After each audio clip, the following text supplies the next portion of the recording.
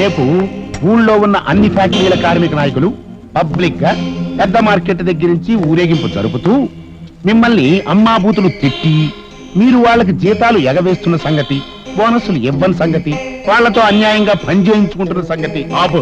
నన్ను కాదండి ఆపాల్సింది వాళ్ళని. సమయానికి యువరాజు గారు వాళ్ళు లేరు. ఇప్పుడు ఏమిటి చేయటం? చేసేది నేను కాదు, నువ్వు. నేనా?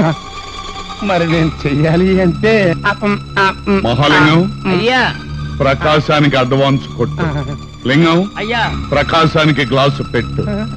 ఆ ఊరేగింపు జరిగితే మీ ఇద్దరి మీద ఒట్టు. కార్మికుల ఐక్యత! కార్మికుల ఐక్యత! కార్మికుల ఐక్యత! జీతాలు! జీతాలు! జీతాలు! బోనస్లు! బోనస్లు! బోనస్లు! దేవేంద్ర దౌర్జన్యం! దేవేంద్ర దౌర్జన్యం! దేవేంద్ర దౌర్జన్యం! కార్మికుల ఐక్యత!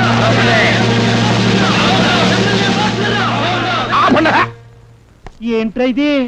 మీరంతా కట్టగట్టుకుని పిచ్చి కుక్కలాగా రోడ్డు మీద పడి ఊరేగుతుంటే టౌన్ లో మిగిలిన ట్రాఫిక్ ఏమైపోద్ది, లాండ్ ఆర్డర్ ఏమైపోద్ది. వెళ్ళిపోండి వెళ్ళిపోండి. మీరంతా ఇక్కడి నుంచి గమ్మత్తుగా మాయమైపోవాలి. మేము ఎస్పీ గారి పర్మిషన్. ఎస్పీ గారి పర్మిషన్ తీసుకున్నారా? మరి చెప్పరేంటయ్యా బాబు? పళ్ళు అనిపోతాయి. అక్కడి నువ్వు ఆ మాట చెప్పగానే నీ మెళ్ళో దండేసి నీ కాళ్ళకి దండం పెడతా అనుకున్నావా? నా పేరేంటో తెలుసా? తుపాకుల ప్రకాశం గంగంటుని. నాతో పెట్టుకుంటే గొడవలు అయిపోతాయి. వెళ్ళిపోండి. మీరెవరైతే మాకేమిటండి? మేమేం తప్పు చేశాం? వారిని మేమేం తప్పు చేయలేదు అంటే అక్కడికి నేను తప్పు నా కొడుకున్నానా?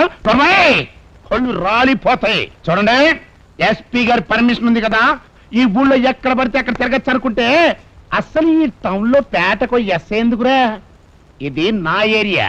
నా పర్మిషన్ లేకుండా ఇక్కడ పిచ్చి పిచ్చి వేసాలేశారంటే పళ్ళు రాలేదు. కోటుగాళ్ళగా పిడికిలు బిగించావంటే వచ్చేద్దామని. ఇంకా లాభం లేదురా. మీరు మంచిగా చెబితే మాట్లాడరు. బెటాలియన్